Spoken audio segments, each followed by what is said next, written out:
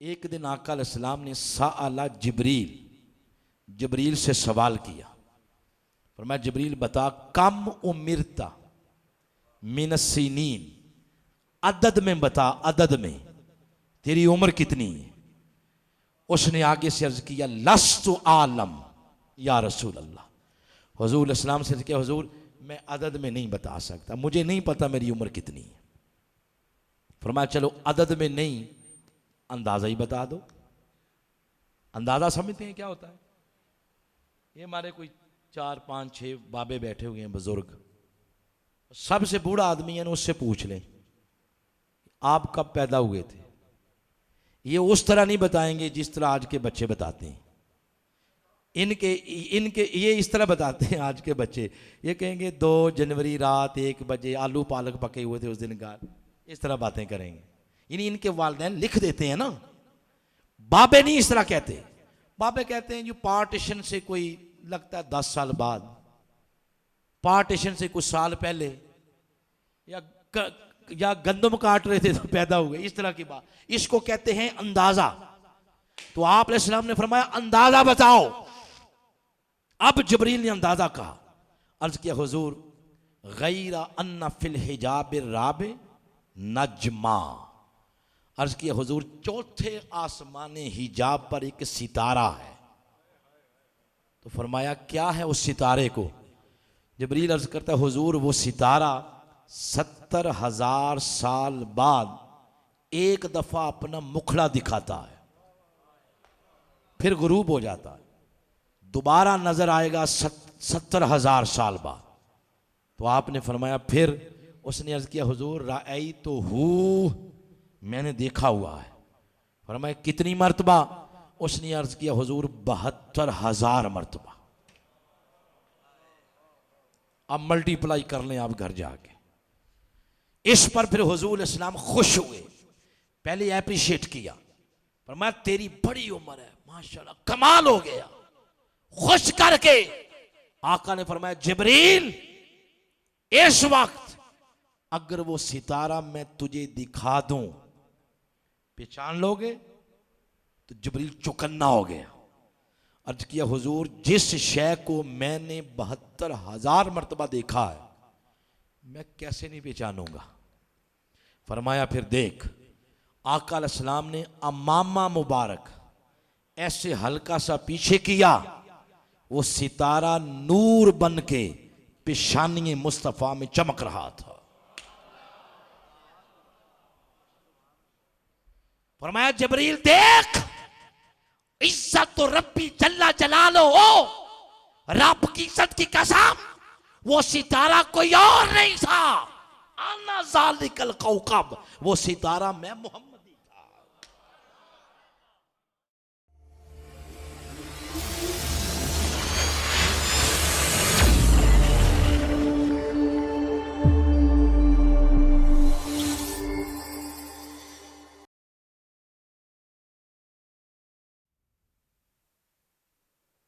नहमदुहु व नुसल्ली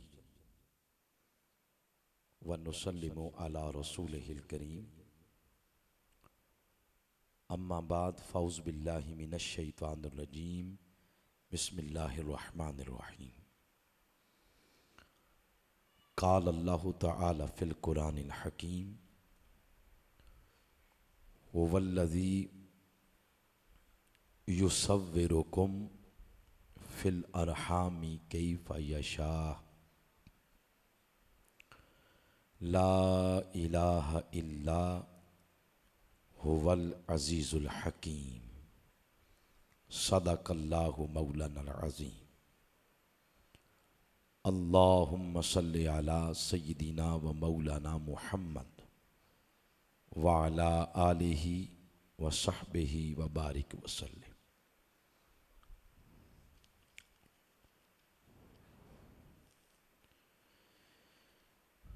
काबिल इज़्ज़त मोहतरम हज़रत सैयद अनवारुल हसन शाह साहब, सरप्रस्त कमेटी मस्जिद हाजा, मोहतरम सैयद आफ्ताब शाह साहब दामत बरकातुकुमुल आलिया, और प्रोग्राम में और स्टेज पर तशरीफ़ फरमा मुअज़्ज़ज़ उलमाए कराम,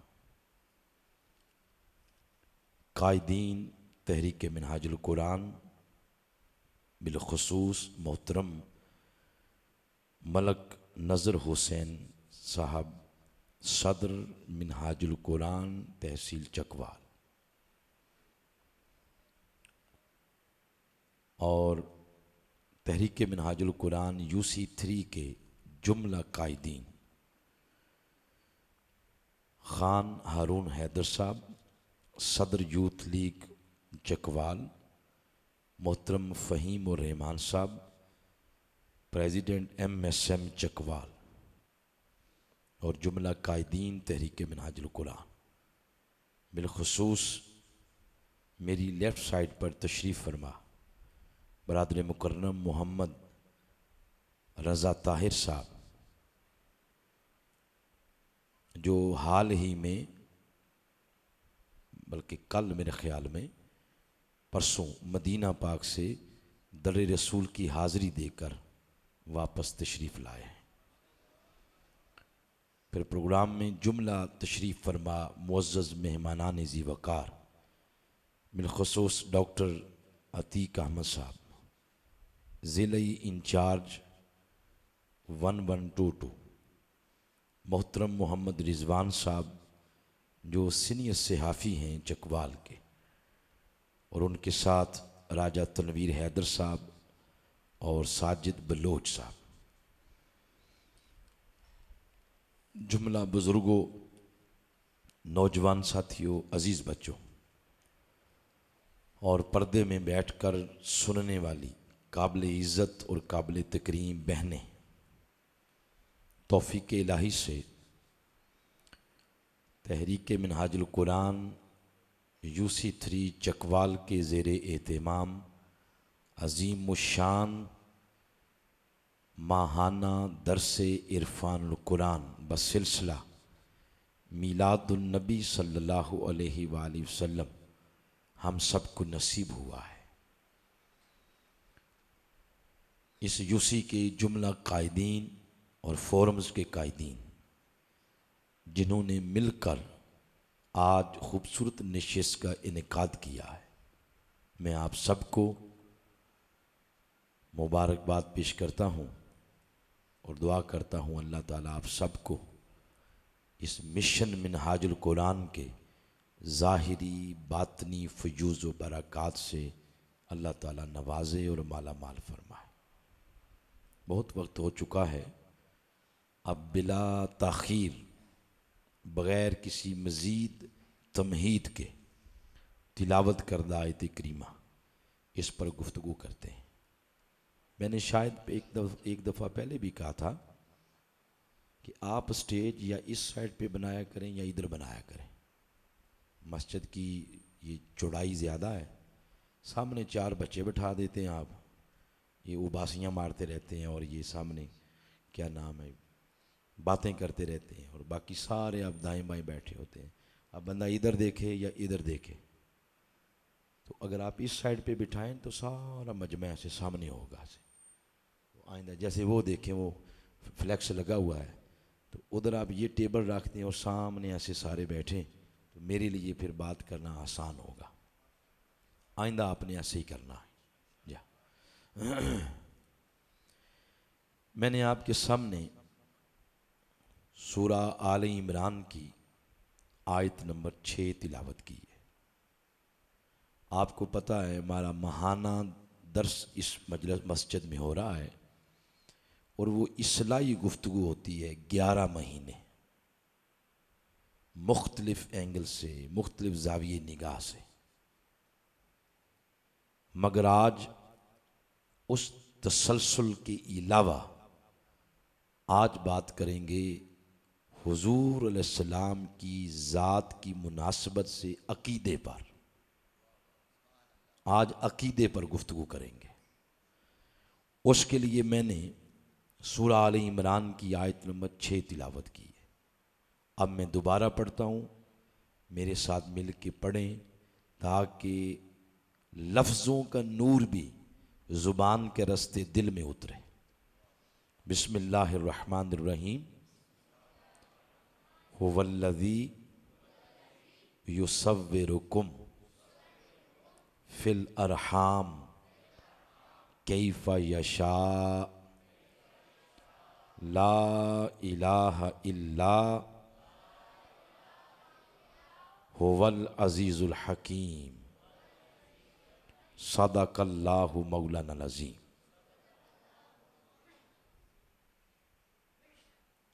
अल्लाह ताला ने फरमाया, वो अल्लाह की ज़ात जो तुम्हें माओं के रहमों में सूरत अता करती है, यानी वो अल्लाह जो तुम्हें माओं के पेट में शक्ल व सूरत अता करता है। कैफ़ा यशा, जैसे वो चाहता है, जिस तरह वो चाहता है, उसके सिवा कोई लायके इबादत नहीं। वो बड़ा गालिब और बड़ी हिकमत वाला है। ये है तिलावत करदा आयत करीमा का तर्जमा। पहली बात, अकीदे की मुनासबत से इस आयत करीमा से जो पता चली, अब उसको करते हैं। वो इस तरह है, हर इंसान को अल्लाह शक्ल व सूरत मां के पेट में देता है, इसमें कोई शक नहीं। कुरान जो फरमा रहा है, ये जितनी शक्लें सूरतें आपके दाएं बाएं आगे पीछे बैठी हैं, ये या जितने इंसान गुजर गए या जितने आएंगे, हर इंसान को अल्लाह शक्ल देता है मां के रहम में। ये आंखें मां के रहम में मिली, ये होंठ, ये कान, ये जुबान, ये हाथ, ये पाँव, ये सर, ये पूरे का पूरा इंसानी सरापा ये मां के पेट में बना है। तो शक्ल और सूरत मिली मां के पेट में, लेकिन इस शक्ल और सूरत से पहले इंसान मौजूद था। मां के रहम में सिर्फ शक्ल मिली है, इंसान इस शक्ल से पहले भी था। इसकी दलील क्या है? दलील एक ये आयत और एक सूरा आराफ की आयत नंबर 172। ये जो आयत मैंने पढ़ी, अब इसका तर्जमा जरा दोबारा सुने। फरमाया, हुवल्लज़ी, वो अल्लाह, युसव्विरुकुम, जो तुम्हें सूरत देता है मां के पेट में। वो जिसको फरमा रहा है ना तुम्हें, वो तुम्हें उस सूरत से पहले भी था, इसलिए तो अल्लाह उसको फरमा रहा है। वो अल्लाह जो तुम्हें सूरत देता है,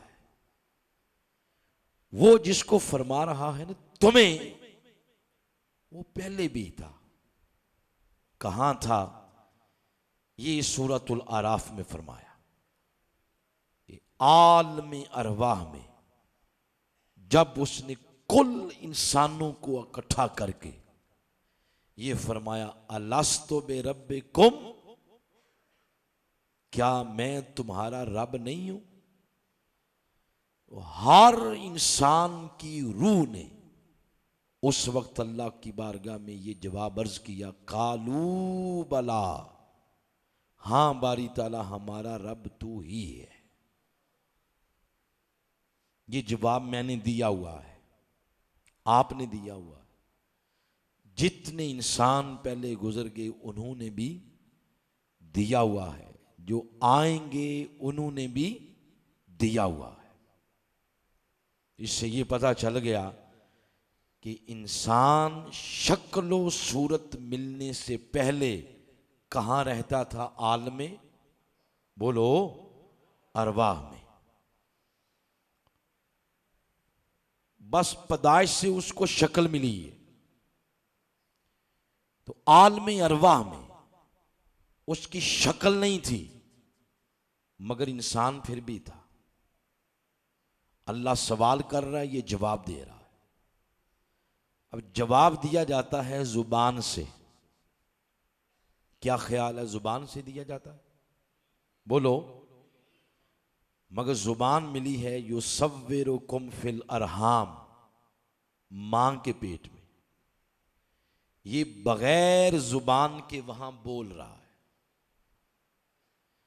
अगर इसने अल्लाह की बारगाह में जवाब अर्ज किया कालू बला, तो इसका मतलब है इसने पहले सुना होगा, तो फिर ही बोला है ना। तो सुना किससे जाता है?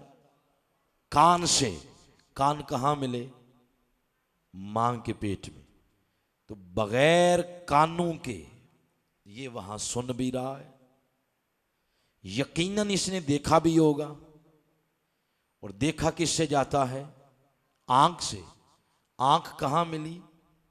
मां के रहम में, और ये बगैर आंख के वहां देख भी रहा है।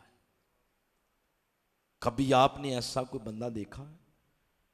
कान ना हो बातें करे, ना बातें सुने, जुबान ना हो बातें करे, आंख ना हो वो देखे। कभी आपने ऐसा देखा बंदा? उसको बंदा ही नहीं कहते, उसको मैयत कहते हैं। जो बोलता नहीं, सुनता नहीं, देखता नहीं, चलता नहीं, फिरता नहीं, उसको मैयत कहते हैं। और ये आलम अरवा में बगैर कानों के सुन रहा है, बगैर जुबान के बात कर रहा है, बगैर आंखों के देख रहा है। ये कुरान कह रहा है। अब मैं अपनी सारी गुफ्तगू से जो बात अक्स करना चाहता हूं वो ये है कि आज जब हमारी ये महफिल ख़त्म होगी, हम सारे खड़े होकर हुजूर की बारगाह में हदिये दुरूद व सलाम अर्ज करेंगे। कोई पढ़ेगा अल्लाहुम्मा सल्ली अला मुहम्मद, कोई या नबी सलामु अलैका, कोई पढ़ेगा मुस्तफ़ा जान रहमत पे लाखों सलाम। अच्छा, इस तरह फिर ये भी लोग पढ़ते हैं, हम यहां से पढ़ें, वो मदीना सुने, और उनकी आला समात पे लाखों सलाम। ये सारी चीजें सुन के अक्ल बड़ी अयार है, ये 100 भेस बदलती है, और भेस बदल के चंगे भले बंदे के ईमान पे डाका डालती है। और अक्ल शरारतन ये कहती है कि उनको तो सदियां हो गई गुजरे हुए, वो आपका सलाम कैसे सुनेंगे? या अक्ल ये कहती है कि ये जमीनी मकानी फासले हैं, तो इन फासलों के होते हुए आपका दुरूद व सलाम वो कैसे सुन लेते हैं? इस सवाल का जवाब यही आयत करीमा है। जो बड़े हमारे बुजुर्ग हैं, बाबे हैं, सफ़ेद रीश हो गए हैं, उनके लिए कोई खतरा नहीं। कोई बंदा 100 बार पैदा होके उल्टा भी लटक जाए तो उनके अकीदे को कोई बंदा हिला नहीं सकता, वो मजबूत है। प्रॉब्लम उनके लिए जो आज ये यूज कर रहे हैं, और यहां से जेलम भी दूर नहीं, वो भी करीब है। तो जो इस पे सुनते हैं ऐसे ही जहालत पर मबनी बातें, उनका फिर अकीदा कमजोर होता है। आए, ये आज कुरान की रोशनी में ये चीजें आपको समझा रहा हूं, तवज्जो के साथ समझे। कि अक्ल अगर ये कह दे कि सदियां गुजर गई, जमानी फासला भी है, मकानी फासला भी है, उन्होंने आपका दुरूद व सलाम सुन कैसे लिया? उसका जवाब यही आयत है। कैसे? आप और मैं जब आलमी अरवा में थे तो बगैर कानों के सुना नहीं? बोलो। कान तो मिले ना, युसव्विरुकुम फिल अरहाम, मां के पेट में। आप बगैर कानों के वहां कैसे सुन रहे हैं? तो बगैर कानों के आपने सुन भी लिया, बगैर जुबान के आपने बोल भी लिया, बगैर आंखों के आपने देख भी लिया। तो अगर आलमे अरवा में रब बगैर कानों के आपको सुनवा सकता है, बगैर जुबान के आपको बुलवा सकता है, बगैर आंखों के आपको दिखा सकता है, तो आज हमारा पड़ा हुआ दुरूदो सलाम मुस्तफा की बारगाह में पहुंचा भी सकता है। रब नहीं बदला, आलमी अरवा में भी वही है, आलमी अरहाम में भी वही, आलमी मलकूत में भी वही, आलमी नासूत में भी वही, और आखिरी आलम आलमी माशर में भी वही होगा। रब नहीं बदला, ना उसकी ताकत में कमी आई, ना उसके तसर्रुफ में कमी आई, ना उसके इख्तियार में कमी आई। अगर रब आपको मुझे बगैर कानों के सुनवा सकता है, तो आज हमारा पड़ा हुआ दुरूदो सलाम वो मुस्तफा की बारगाह में भी पहुंचा सकता है। ये पहली बात इस आयत करीमा से पता चली जो मैंने सरनामे कलाम के तौर पर अभी तिलावत की है। उसके बाद अब दूसरे नुक्ते की तरफ चलते हैं। सारे निकात अकीदे के होंगे। फरमाया हुवल्लज़ी युसव्विरुकुम फिल अरहामी कैफ़ यशा, वो अल्लाह जो तुम्हें सूरत देता है माओं के रहमों में। इससे यह पता चला, अब तवज्जो में इधर रखो, ये गैप फिल कर दे। इससे यह पता चला कि अगर इंसान इस शक्ल से पहले भी था, इस शक्ल से पहले भी था, तो फिर पैदाइश से इंसान का आगाज नहीं हुआ।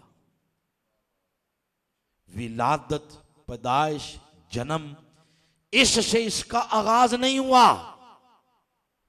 इससे तो सिर्फ इसको शक्ल मिली है। ये विलादत से पहले भी था। और याद रखें, अगर ये बात तय है कि ये विलादत से पहले भी था, तो विलादत ने इसको शुरू नहीं किया, विलादत ने इसका आगाज नहीं किया, तो ये विलादत से पहले भी था। तो इससे ये पता चला कि जिस तरह विलादत ने इसको शुरू नहीं किया, इस तरह मौत इसको खत्म भी नहीं करती।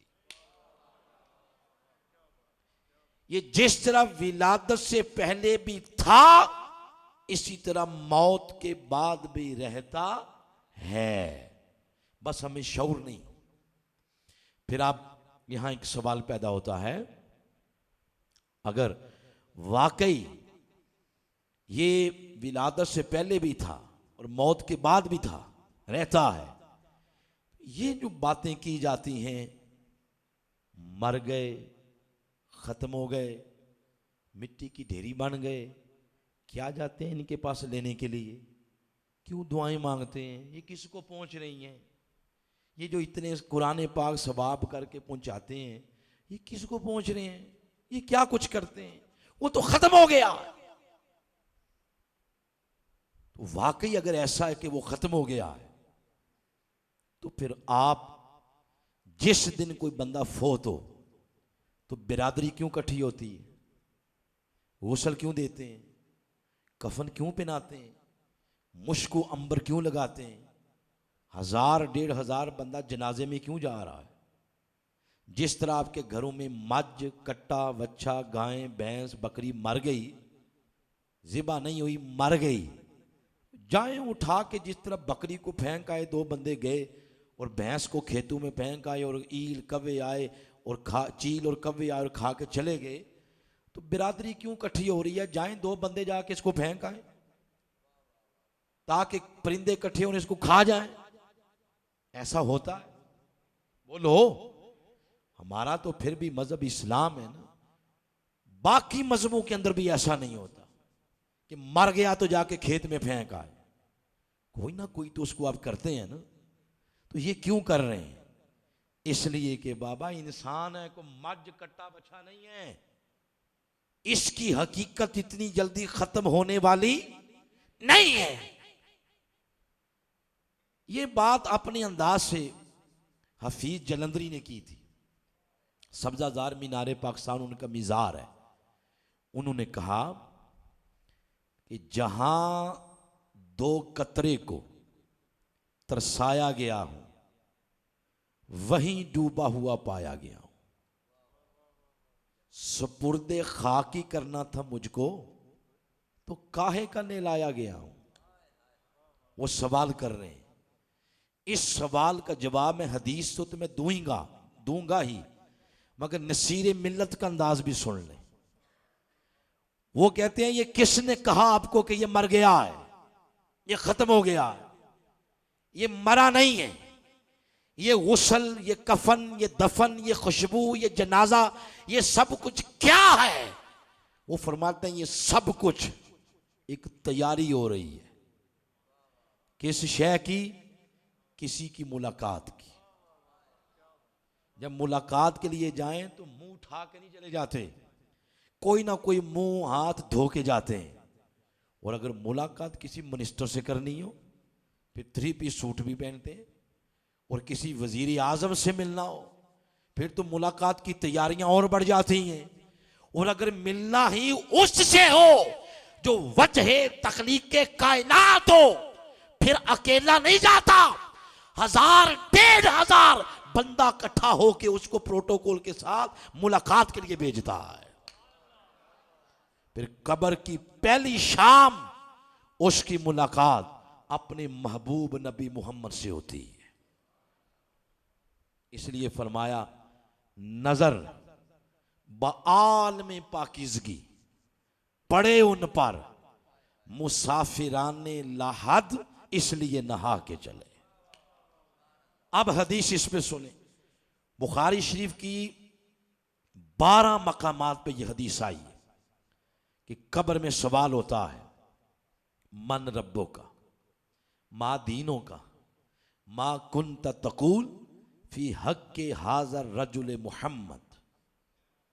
और ये जो मैं कह रहा हूं ना 12 मकामात पे आई है, ये ऐसे नहीं है कि सामने सारी किताबें सजा के आप कहते रहे ये बुखारी में, जब ढूंढे तो वो बात झूठ निकले।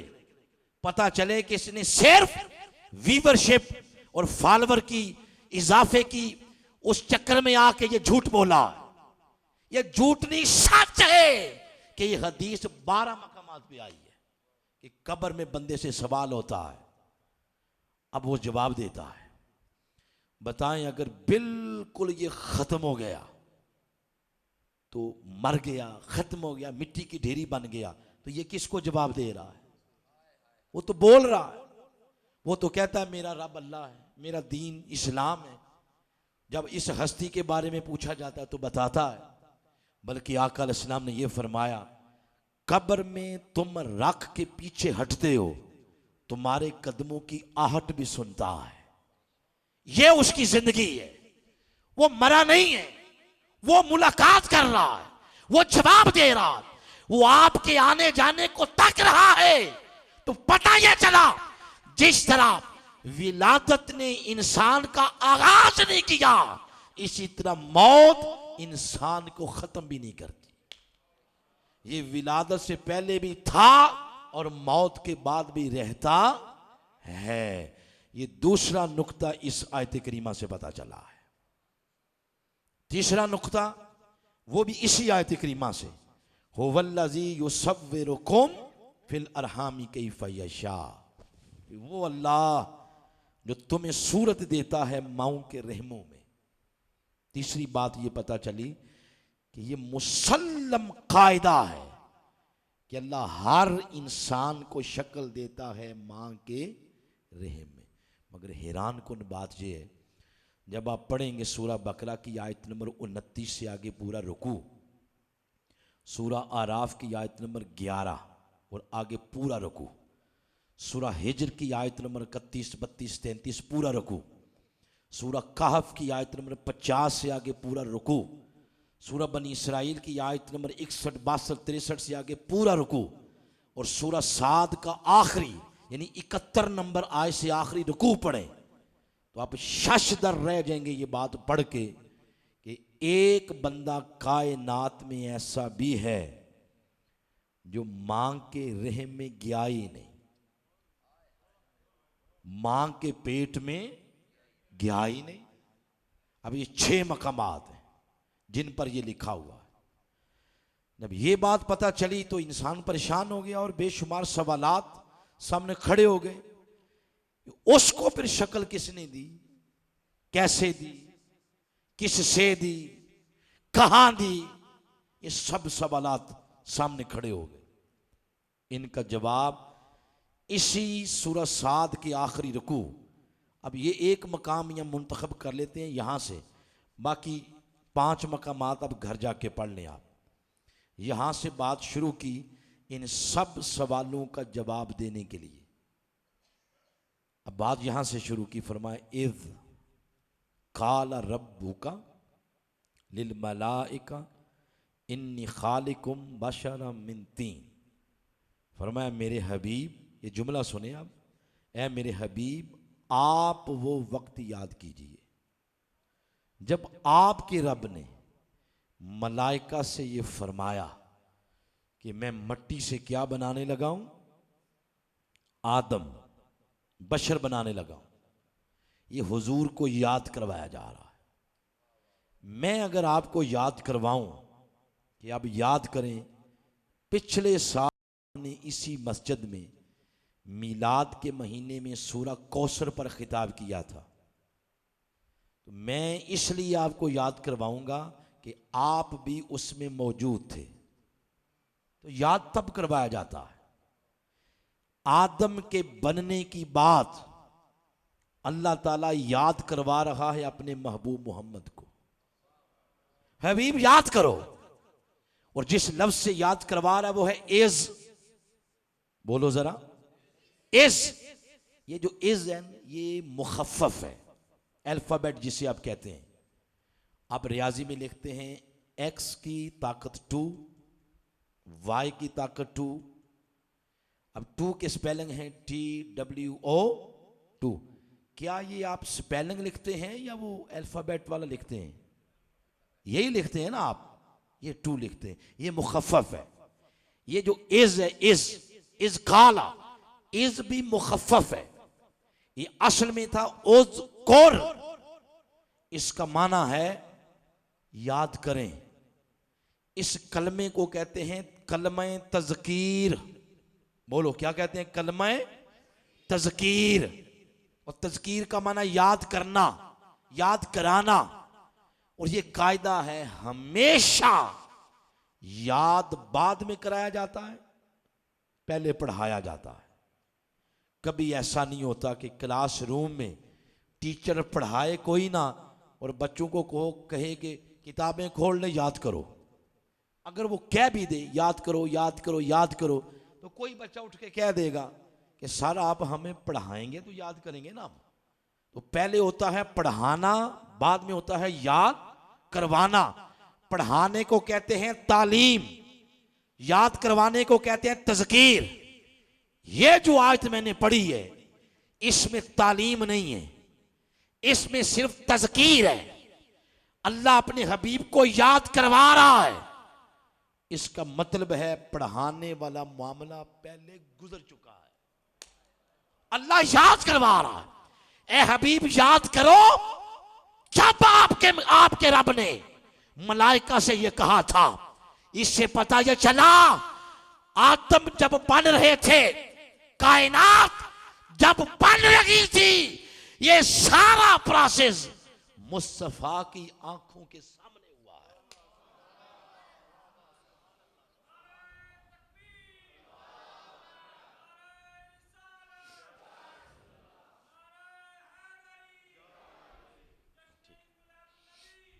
जिंदाबाद। तो इसलिए अल्लाह अपने महबूब को याद करवा रहा है कि मेरे हबीब याद। बैठ से हम सारे लोगों की तवज्जो आपकी तरफ हो जाएगी, नीचे बैठ। इस काला, ए मेरे हबीब याद करें। इसलिए आशिक लोग कहते हैं कसम खुदा दी मेरा ईमान है, सब जमाने मुस्तफ़ा देने। जब आदम बन रहे थे और बना रहा था अल्लाह, कौन बना रहा था? देखिए ये जो कारीगर होता है ना, कारीगर की कारीगरी वो बातों से नजर नहीं आती।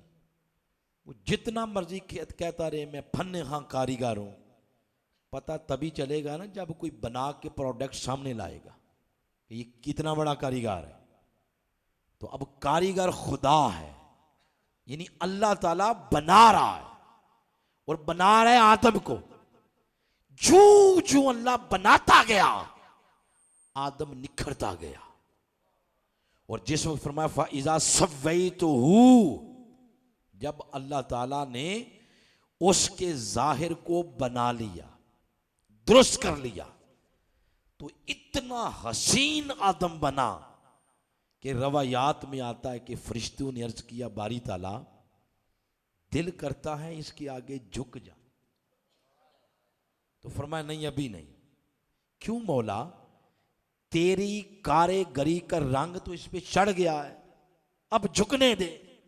फरमाया नहीं अभी नहीं, अभी सिर्फ रंग मेरा चढ़ा है, अभी मेरे यार का रंग नहीं चढ़ा, अभी मेरे महबूब का रंग नहीं चढ़ा, अभी जरा रुको।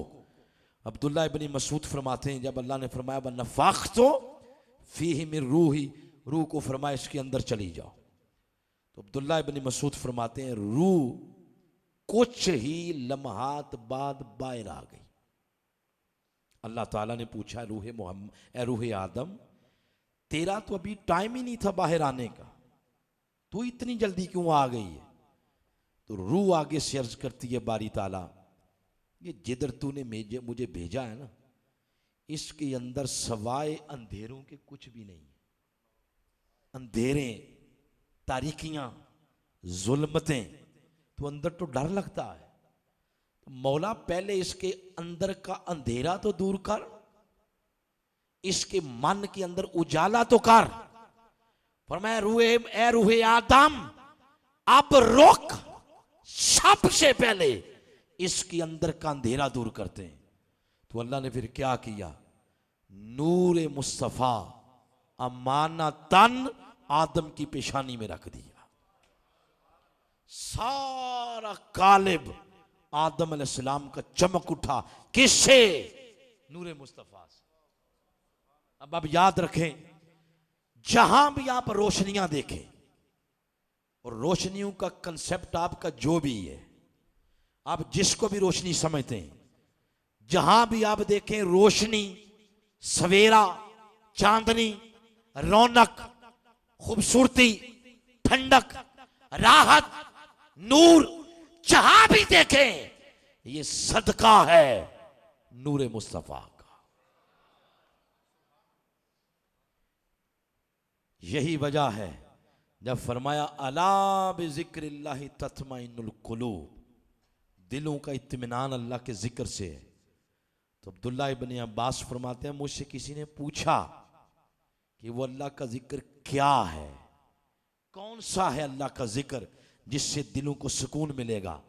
तो फरमाया जिक्रुल्लाह हुवा मुहम्मद, अल्लाह के जिक्र से मुराद मोहम्मद है। तो सुकून, चैन, इत्मीनान, रौनक, ठंडक, चैन, रोशनी, ये सब कुछ सदका है नूर मुस्तफ़ा का। जितना इनके साथ जुड़ते चले जाओगे उतना दिल को सुकून मिलता चला जाएगा। आपको भी सुकून आ रहा है? कोई नहीं, ये मजबूरी बैठे हुए हैं कि बुलाया लोगों ने, तो अब क्या करें, लामा साहब जान छोड़ेंगे तो जाएंगे। कोई मजा आ रहा है या नहीं? अच्छा,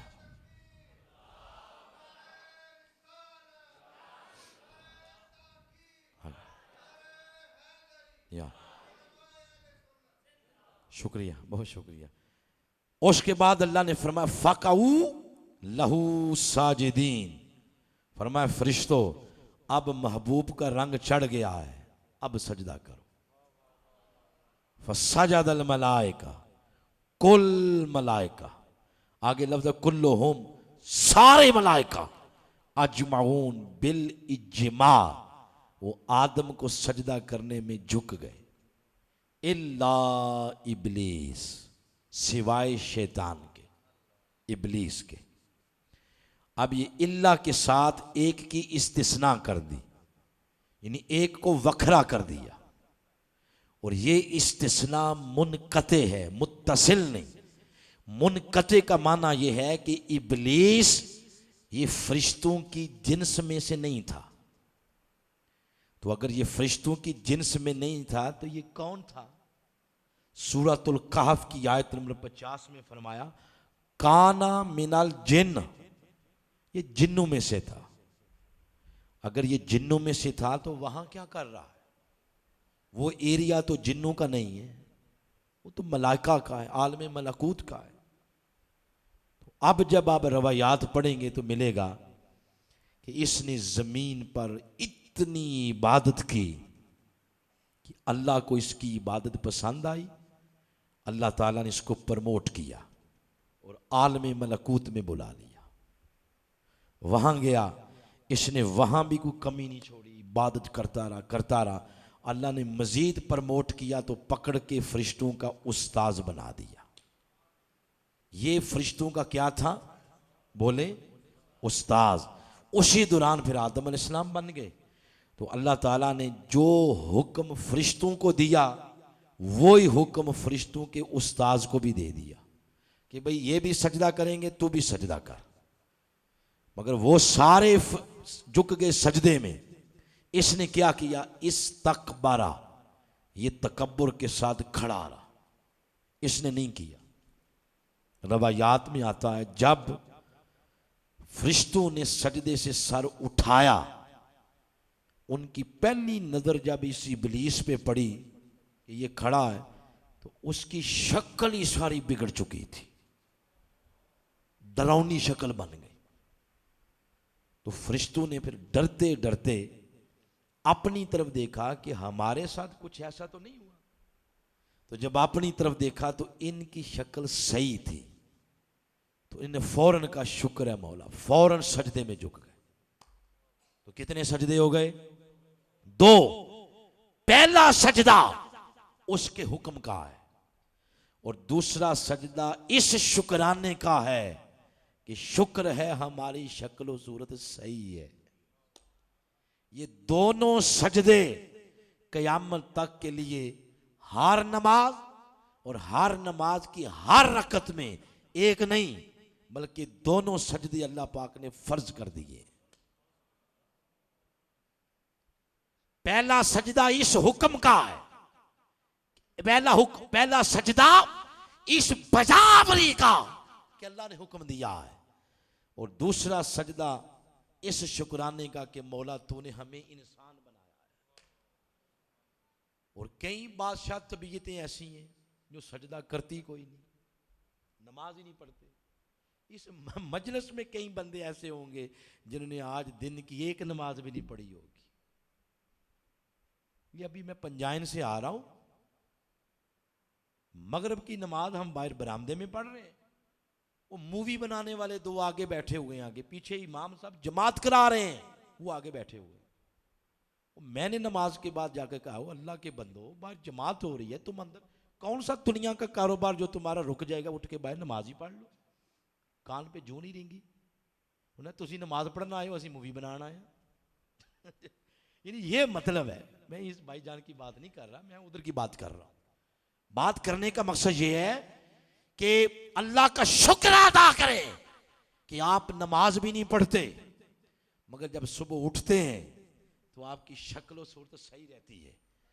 मगर आप देख लें, जो पंजगाना नमाजी है उसकी सूरत की रौनक कुछ और होगी, और जो नहीं पढ़ते उसके चेहरे की रौनक कुछ और होगी।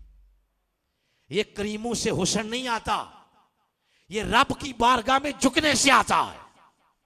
तो वो 2 सजदे, जो एक उसके हुक्म की बजावरी और दूसरा इस शुक्र पे था कि बारी ताला तूने हमारी शक्ल और सूरत सलामत रखी है, दोनों अल्लाह पाक ने क़यामत के लिए फर्ज कर दिए।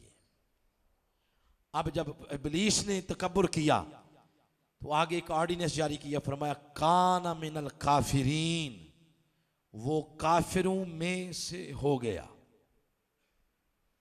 अब ये तर्जमा तो मेरे शेख का है, शेखुल इस्लाम डॉक्टर मोहम्मद तारुल कादरी मद्दा ज़लाली, जिनके मज़ीद ये नुस्खे पढ़े हैं आपको मिलेंगे आज कुरानदाजी के ज़रिए। आपने ये किया है। आला हज़रत इमाम अहमद रज़ा ख़ान अलैहिर्रहमा, आपका तर्जमा कंजुल ईमान है। आपने किया है वो था ही काफिरों में से, आपने ये तर्जमा किया। यानी आप जिसको भी पढ़ लें, मैं जो बात असल बताना ये चाहता हूं, आप जिसको भी पढ़ लें उसका तर्जमा पढ़ के आपके ज़हन में एक बात जरूर आएगी कि आदम से पहले भी कुफर था। ये मिन तबईदिया है। आला हजरत का तर्जमा पढ़ लें, ये पढ़ लें, पीर करम शाह साहब का पढ़ लें, जिसका भी पढ़ लें, वो पढ़ के एक बात ज़हन में जरूर आएगी कि वो काफिरों में से हो गया। वो था ही काफिरों में, इसका मतलब है आदम से पहले भी कुफर था। अगर आदम से पहले भी कुफर था तो जरूरी है कुफर के साथ ईमान भी हो, कुफर के साथ ईमान भी हो, वरना पता ही नहीं चलेगा कि कुफर क्या है और ईमान क्या है। मसलन पढ़ा लिखा बंदा, उसका पता तब चलेगा ये पढ़ा लिखा है जब साथ एक जाहिल बंदा भी बैठा हो। जाहिल जुबान से पकड़ा जाएगा ये जाहिल है, पढ़ा लिखा बंदा बोली से पता चला जाएगा ये क्या है, पढ़ा लिखा है। मसलन बताएं अभी बाहर क्या है, रात है या दिन है? बोलो, कैसे पता चला आपको कि इसको रात कहते हैं? पता इस तरह चला कि आपने इससे पहले दिन देखा हुआ है, दिन का तस्वुर भी आपके ज़हन में है। उसके मुकाबले में जब ये चीज आई तो आपने कहा नहीं ये दिन नहीं, ये क्या है, रात है। बदबू का कैसे पता चलता है? तब पता चलता है जब साथ खुशबू भी हो। जब खुशबू सूंघेंगे पता चलेगा ये खुशबू, साथ जब बदबू सूंघेंगे तो पता चलेगा ये खुशबू है, ये बदबू है। जैसे अरबी का मकूला है, तो रफू अशियाअन बे अददादेहा, चीजें अपनी जिद से पहचानी जाती हैं। यानी इससे मैं जो बात बताना यह चाहता हूं, अगर आदम से पहले कुफर था तो जरूरी है आदम से पहले ईमान भी हो। अब आप पूछें कि काफिर, ये तो हो गया शैतान काफिरों में से, वो मोमिन कौन थे? अब इसका सवाल, ये सवाल करते हैं हुजूर अलैहिस्सलाम से। हुजूर आप फरमाएं। तो आपके एक सहाबी हैं हजरत सलमान, उन्होंने आपसे रिवायत किया, कहते हैं समेतु रसूल अल्लाह सल्लल्लाहु अलैहि वसल्लम। इससे ये पता चला ये हदीस मरफू है, और जिस किताब के अंदर आई उसका नाम है मुस्नद इमाम अहमद बिन हम्बल। ये पाकिस्तानी नहीं कहते हम नहीं मानते, तो आप ना माने, सऊदिया सारी इमाम अहमद बिन हम्बल को ही मानती है। तो आपकी किताब के अंदर ये हदीस लिखी हुई है। हुजूर ने फरमाया आदम से पहले कौन था? फरमाया कुन तो आना। हुजूर ने फरमाया एक मैं था। दूसरा फरमाया वा अली, और दूसरा अली था। कुन तो आना वा अली, एक मैं था, एक मेरा अली था। थे कैसे? फरमाया नूरन, दोनों नूर थे। फिर आगे फरमाया बैना यदायिल्लाहि तआला कब्ल अन यखलुक आदम, आदम की तखलीक से पहले एक मैं, एक मेरा अली, ये नूर की शक्ल में थे। फिर आगे फरमाया फलम्मा खालकल्लाहु आदम, जब अल्लाह ने आदम को बनाना चाहा, कस्सम ज़ालिका नूर जुज़ऐन, अल्लाह ने इस नूर को दो अज्जा में तकसीम कर दिया। कौन कौन से? फरमाया जुज़ अना व जुज़ अली, एक मेरा जुज़ बन गया, एक अली का जुज़ बन गया। यह है आदम की तखलीक से पहले। अब ये क्यों ऐसा है, इसका जवाब सुन लें। चकवाल सिटी में बेशुमार बैंक हैं, HPL, UBL, एलाइड बैंक, हबीब बैंक, इस तरह ये बैंक हैं, मीज़ान बैंक। तो आपके शहर में जितने बैंक हैं ये तो ब्रांचेज हैं। इनका हेड क्वार्टर या होगा इस्लामाबाद पिंडी, या लाहौर, या कराची, वो हेडक्वार्टर है। और आपके शहर में क्या है? ब्रांचेस।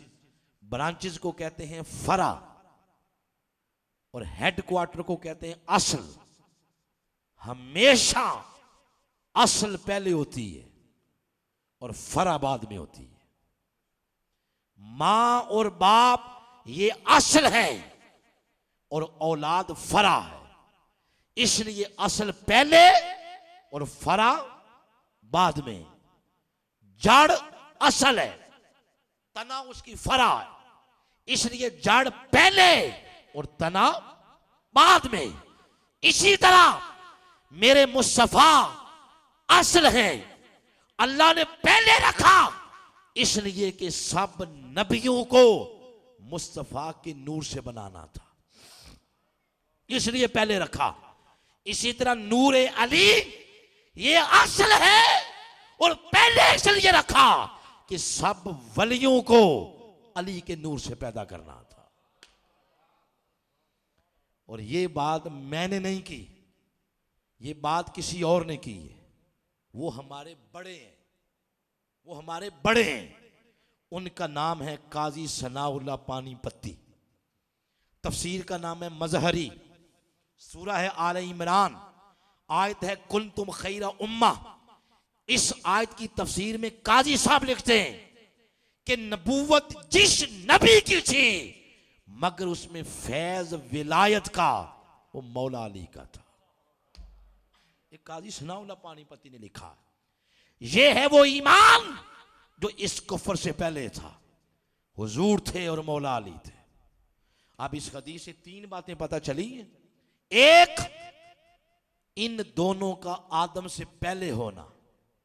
नंबर दो, दोनों का नूर होना। नंबर तीन, दोनों का दो नहीं, दोनों का एक होना। ये इस हदीस मुबारका से पता चला है। तो ये जो शैतान है ये काना मिनल मोमिनीन नहीं फरमाया कि ये मोमिनों में से हो गया। इसके बारे में फरमाया काना मिनल काफिरीन, ये काफिरों में से हो गया। जब ये काफिरों में से हो गया, अब अल्लाह ताला ने इससे सवाल किया। अल्लाह ताला ने इससे क्या किया? सवाल। फरमाया काल या इब्लीस, फरमाया इब्लीस बता, मा माना आका अन तस्जुदा, कौन सी चीज रुकावट थी सजदा करने में जब मैंने तुझे हुक्म दिया था? ये सवाल कौन कर रहा है? अल्लाह। अब जरा बोल के जवाब देना है। क्या अल्लाह सवाल इसलिए कर रहा है कि अल्लाह ताला को खबर नहीं थी?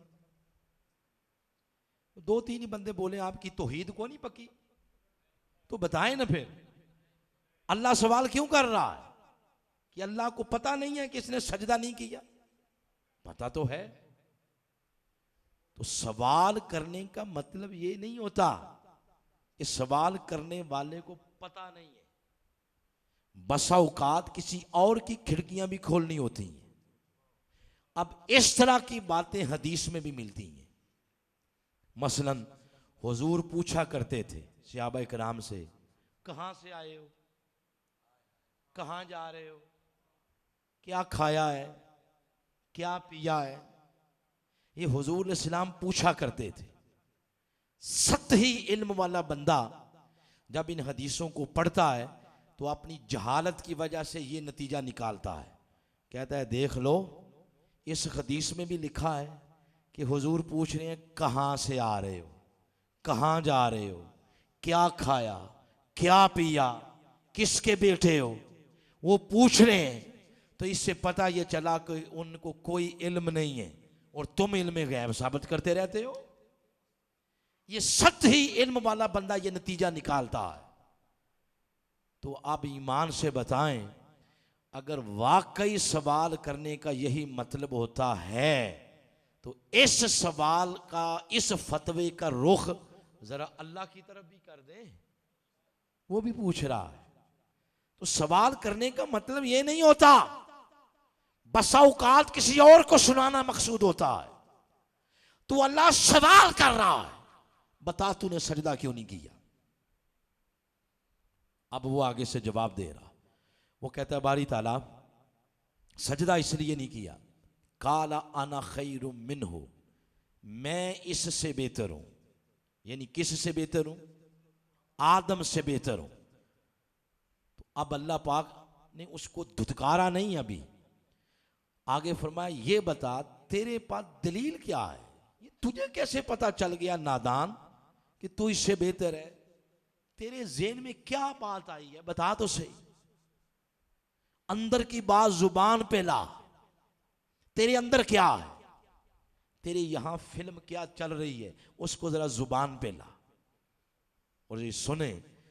अंदर की बात जुबान पे आ जाए, इसको अकीदा कहते हैं। इसको क्या कहते हैं? अकीदा। पहले उसने सजदा नहीं किया तो अमल ना करने पर अल्लाह ने उसको धुतकारा नहीं, बल्कि पहले यह पूछा कि तेरा अकीदा क्या है, ताकि कयामत तक पता चल जाए कि रब फैसला अमल पे नहीं करता, रब फैसला अकीदे पे करता है।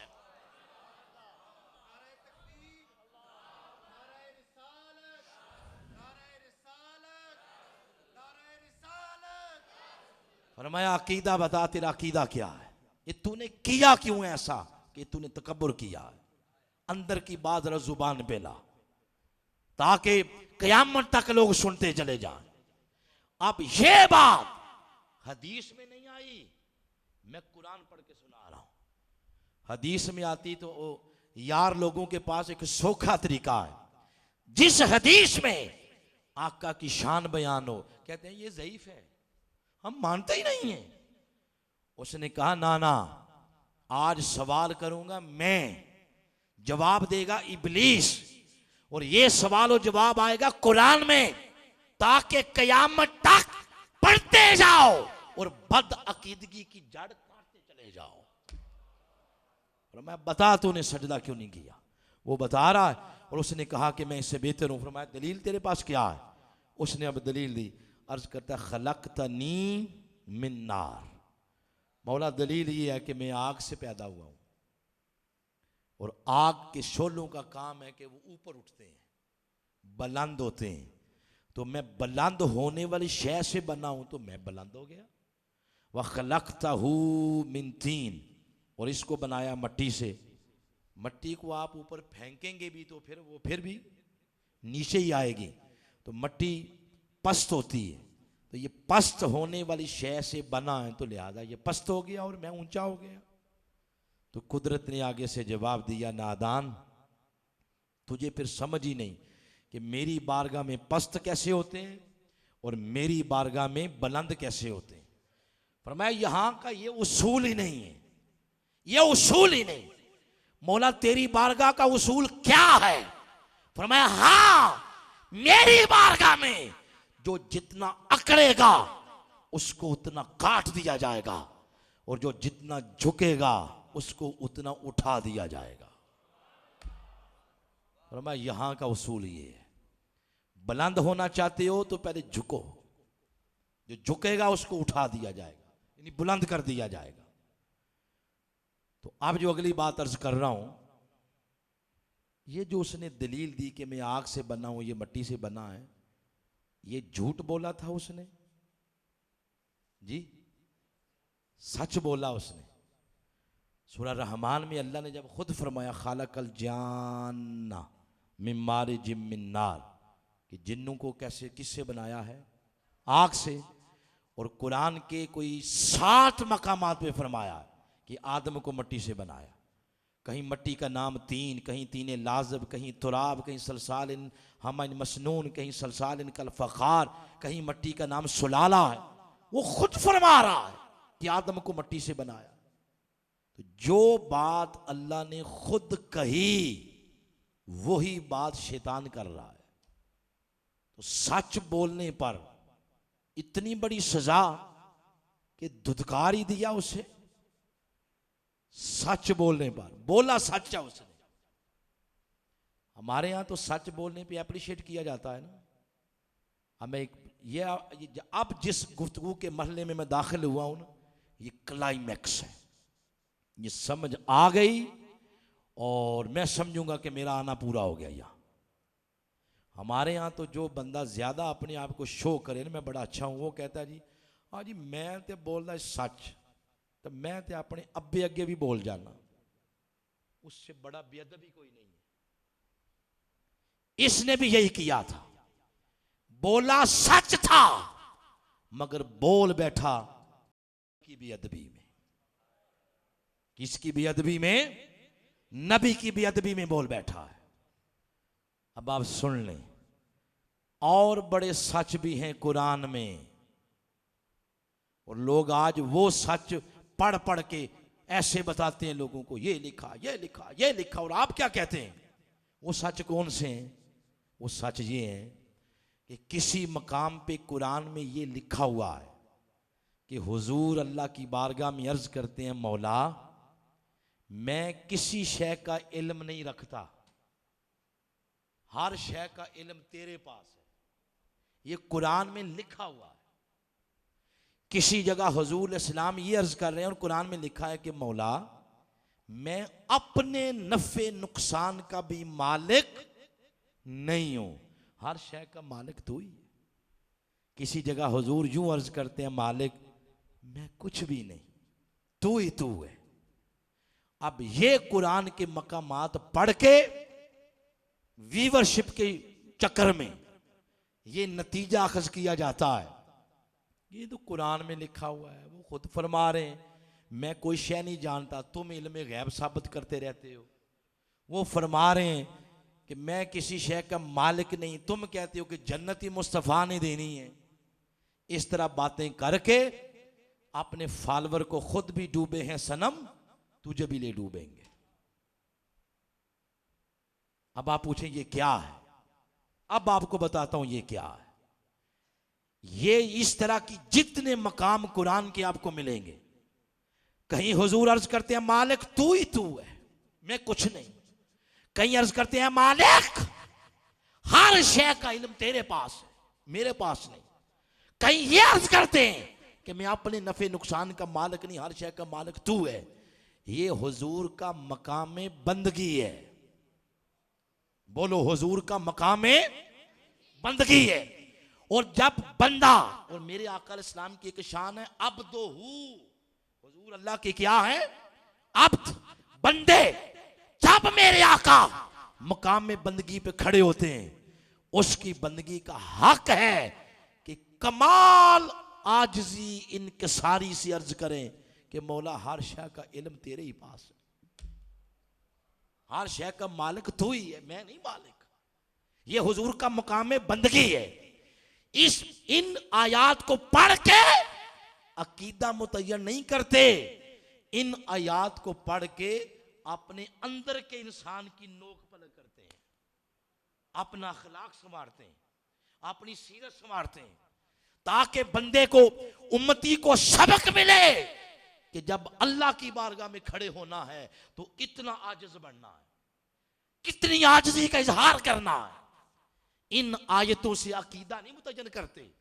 अकीदा मुस्तफा की निस्बत से जब मुतय्यन करना है तो फिर कभी पढ़े सूरह बलद को, कभी पढ़े सूरह नजम को, जिसमें फरमाया ला उक़सिमु बिहाज़ल बलद, इस शहर मक्का की कसम। क्यों कसम खाई?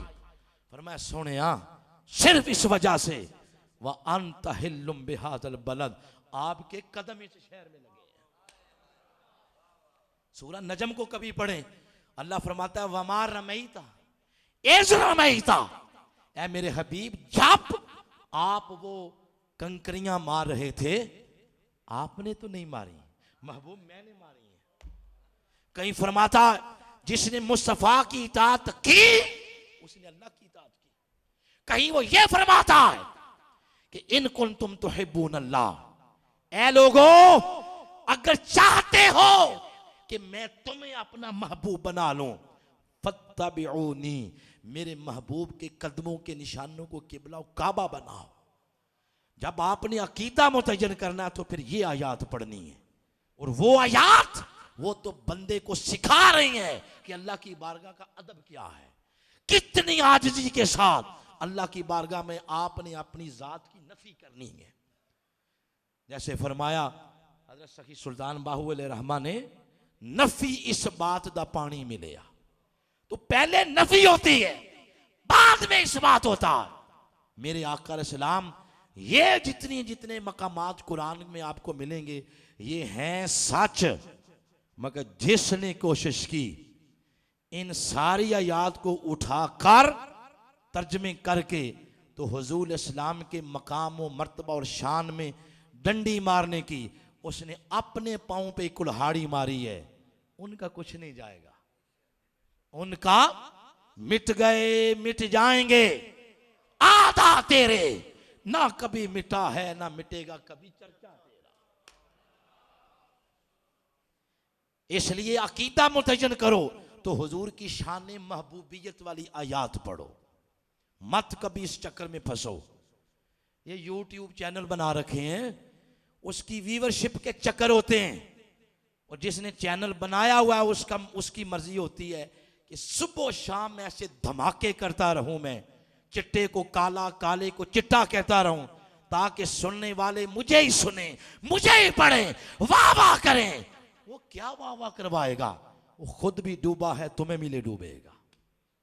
अकीदा मुतय्यन करना है तो फिर यहां से करें। आगे बढ़ते हैं। तो जब ये फरमाया, जब ये उसने ये अर्ज किया अल्लाह की बारगाह में, तो क्योंकि ये बात कर बैठा था नबी की गुस्ताखी में, तो अल्लाह पाक ने फरमाया फखरुज मिनहा, निकल जा मेरी जन्नत से, दफा हो जा मेरी जन्नत से। इससे यह भी पता चला अल्लाह इसको जन्नत से निकाल रहा है। कहां से? बोलो ना, जन्नत से। अब कई लोग जन्नत के चक्कर में भी मारे जाते हैं, ये जन्नत से निकाला जा रहा है। इससे पता चला कि अगर कोई मेहनत मजदूरी करके जन्नत में पहुंच भी जाए और वहां जाके उसका दिमाग खराब हो जाए, तो अल्लाह अंदर गए हुए बंदे को भी पकड़ के बाहर निकाल देगा। और जो बंदा भी गया ही को नहीं जन्नत में, बाहर खड़ा है और बाहर खड़े होके उसके महबूब के बारे में बातें करे और फिर कहे कि मैं जन्नत में जाऊंगा, वो कहता बदबख्त, मैं अंदर वाले को बाहर निकाल रहा हूं, तू तो खड़ा ही अभी बाहर है, तू किस मुंह से बातें करता अंदर आने की। तो याद रखें, जन्नत में वही जाएगा जिसको फातिमा के बाबा इजाजत देंगे। मालकों को भौंके और मालकों के बारे में ये बातें करें, ये कैसा हो सकता है? तो फरमाया फखरुज मिनहा, दफा हो जा मेरी बारगाह से, फइन्नका रजीम, अब तू लानती है, तो क़यामत तक तुझ पर लानत बरसती रहेगी। ये बात करके अब आगे चलते हैं। अब ये बात गुजरती चली गई, फिर हो गई कोई तकरीबन 1000 साल गुजर गया। चले वो अगली बात बाद में बताते हैं। इससे अल्लाह ताला ने पूछा था ना, तूने सजदा क्यों नहीं किया? तो इससे सवाल किया। एक सवाल अल्लाह ने जिब्रील से भी किया था। जिब्रील से फरमाया, जिब्रील, जब मैंने तुझे हुक्म दिया था सजदा करो, तो तू क्यों सबसे पहले सजदे में गया था? सबसे पहले सजदे में कौन गया? जिब्रील। तो उसने आगे से अर्ज किया, मालिक, तेरे सवाल का जवाब मैं दे दूंगा, मुझे सिर्फ इतना बता दे, तूने रखा क्या था आदम की पेशानी में? उसकी पेशानी में रखा क्या था? अब रखा क्या था ये खुद ताजदार कायनात फरमा रहे। अब हदीस सुने, हजरत अबू हुरैरा से मरवी है। एक दिन आका अलैहिस्सलाम ने साअला जिब्रील से सवाल किया, फरमाया, जिब्रील बता, कम उमिरता मिन सीनीन, अदद में बता, अदद में तेरी उम्र कितनी है? उसने आगे से अर्ज किया, लस्तु आलम या रसूल अल्लाह। हुजूर इस्लाम से क्या, हुजूर मैं अदद में नहीं बता सकता, मुझे नहीं पता मेरी उम्र कितनी है। फरमाया, चलो अदद में नहीं, अंदाजा ही बता दो। अंदाजा समझते हैं क्या होता है? ये हमारे कोई 4 5 6 बाबे बैठे हुए हैं बुजुर्ग, सबसे बूढ़ा आदमी है ना, उससे पूछ लें आप कब पैदा हुए थे। ये उस तरह नहीं बताएंगे जिस तरह आज के बच्चे बताते हैं। इनके इनके ये इस तरह बताते हैं आज के बच्चे। ये कहेंगे 2 जनवरी रात 1 बजे आलू पालक पके हुए थे उस दिन घर, इस तरह बातें करेंगे। इनके वालिदैन लिख देते हैं ना। बाबे नहीं इस तरह कहते।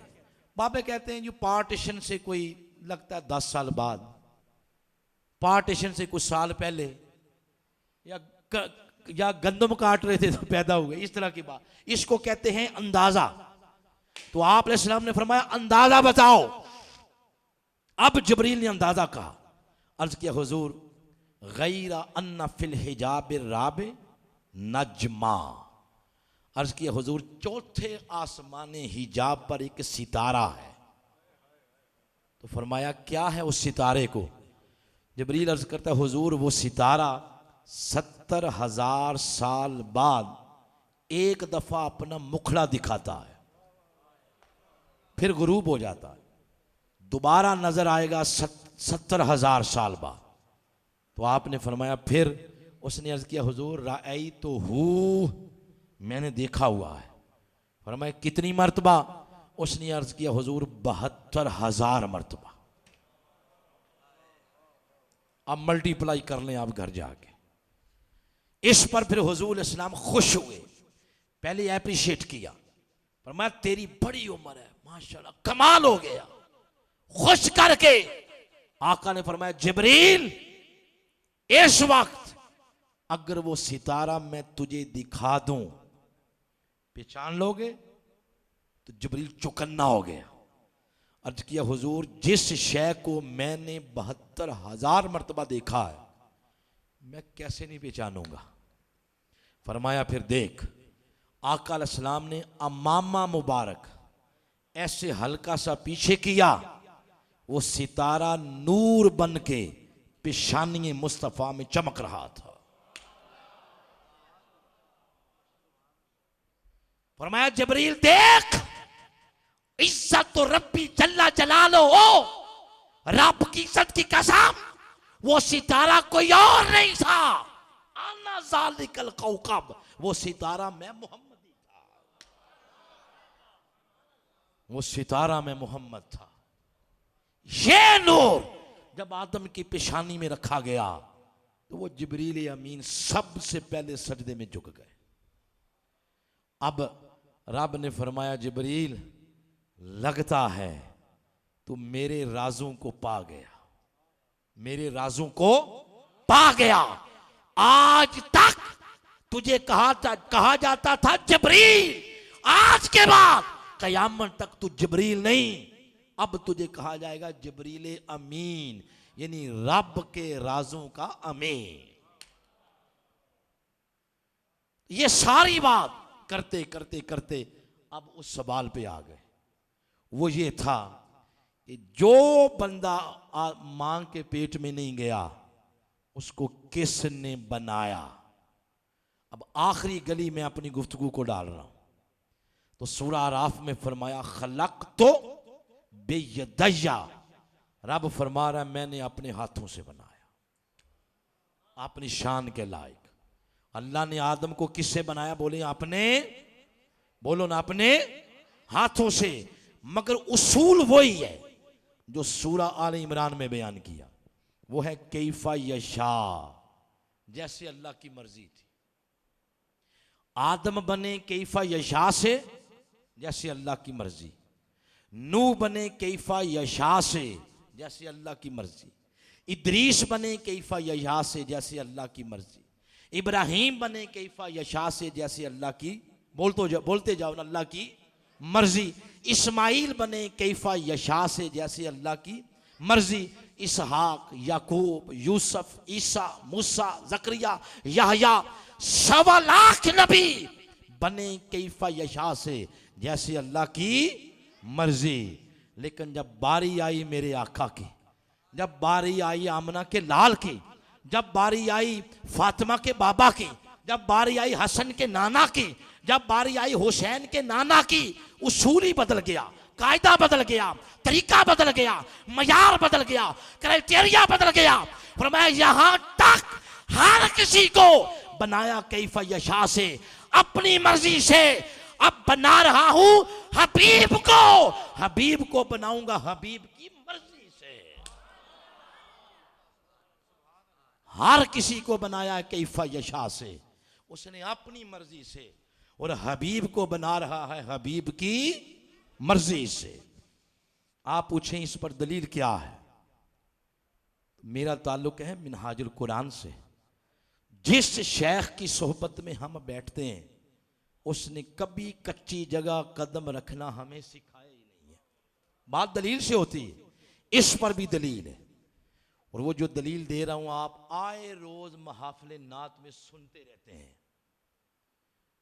वो नात है आका अलैहिस्सलाम की, लिखने वाला सहाबी, नाम हजरत हसन बिन साबित, और जब पढ़ी सुनने वाले सैयदना सिद्दीक़ अकबर रदी अल्लाह ताला अन्हु।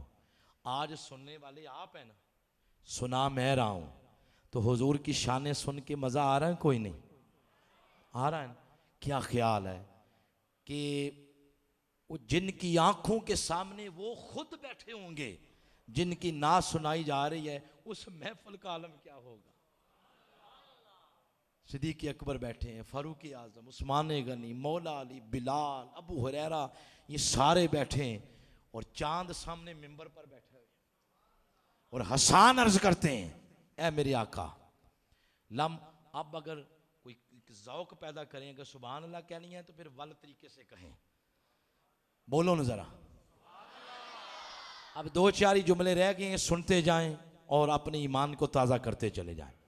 अर्ज किया लम तारा कत, लम किस तरह अक्सन मिनका, लम तारा कत्तो आए नहीं, ए मेरे आका आपसे सोना मेरी आंख ने आज तक देखा ही नहीं।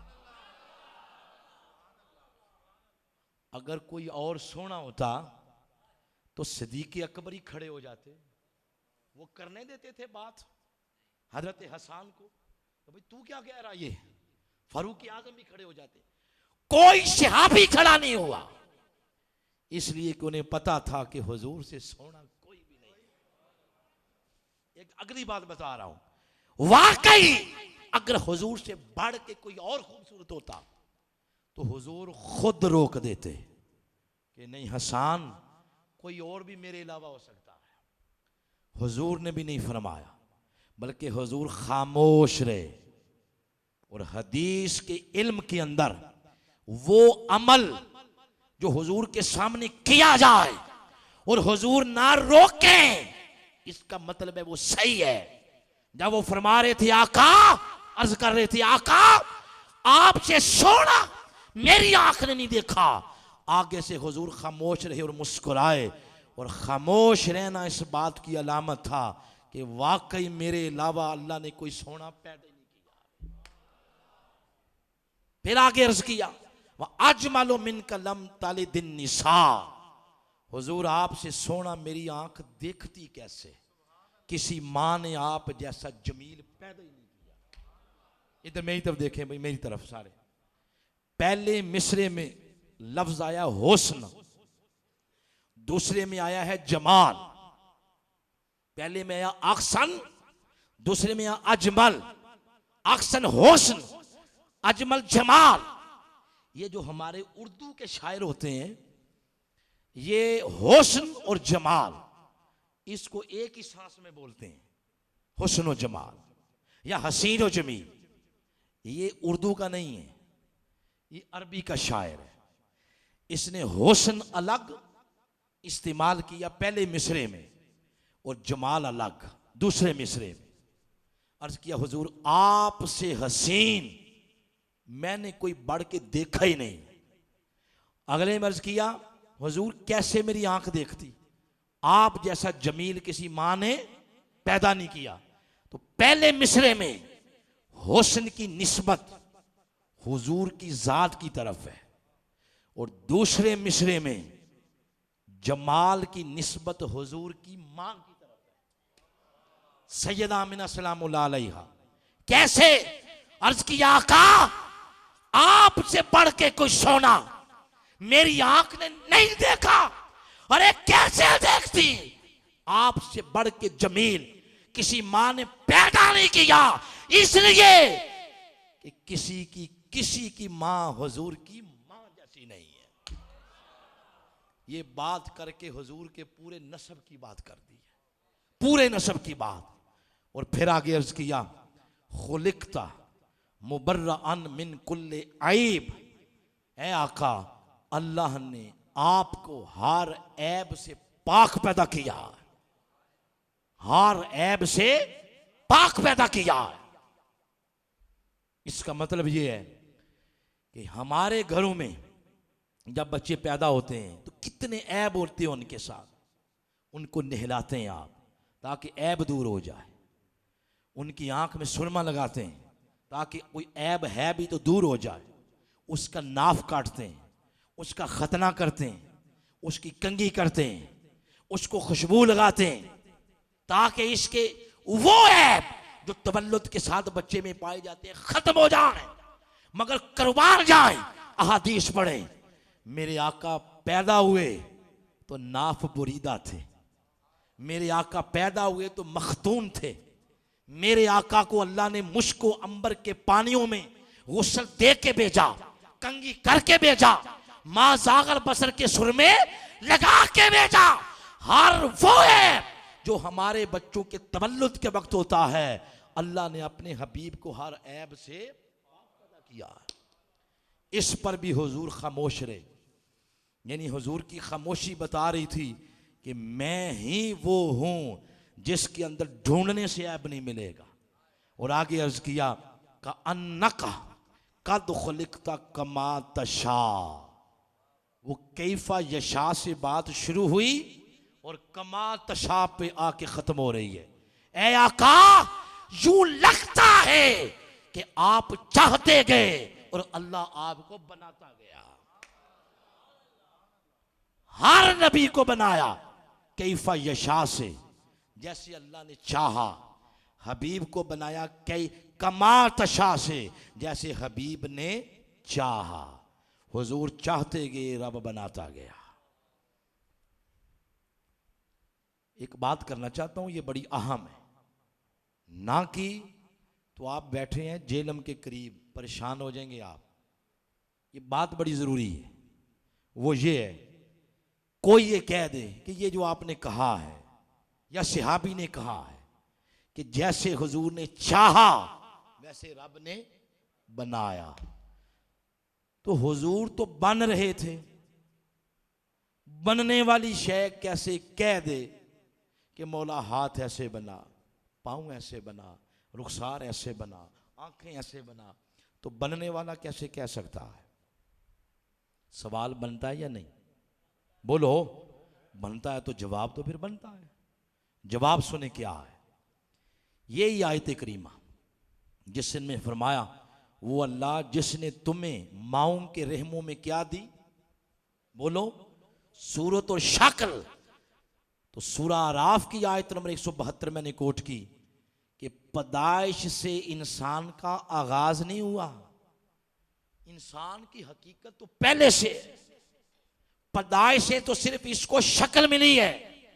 यही जवाब है कि मेरे आका आपकी जब शक्ल और सूरत जिसमें पाक बन रहा था, तो वो जो हकीकत पहले से मौजूद थी, वो हकीकत पास खड़े होके चाह रही थी।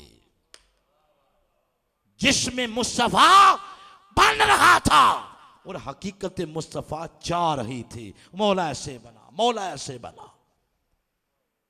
तो हुजूर को ऐसे बनाया जैसे हुजूर की मर्जी। आज फिर 2023 है, 1450 साल गुजर गए। आज कोई पूछे फिर आज वो कहाँ है हकीकत, आज कहाँ है, आज वो जिस्म पाक कहाँ है? आज वो जिस्म पाक गुंबद खजरा में है, जिसकी मेरे भाई जियारत करके आए। आज वो जिस्म पाक कब्र अनवर में है, आज वो जिस्म पाक मदीना पाक में। और हकीकत मुस्तफा कहां है? सुनना चाहोगे?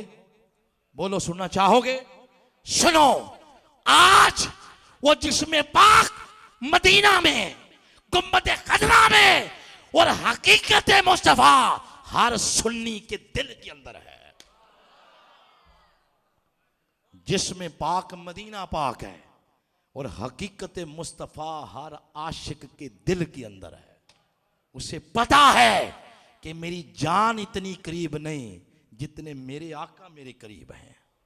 उस अन्नबी औला बिल मुमिनीन मिन अनफुसिहिम, अल्लाह फरमा रहा तुम्हारी जान इतनी तुम्हारे करीब नहीं जितना मेरा हबीब तुम्हारे पास करीब है।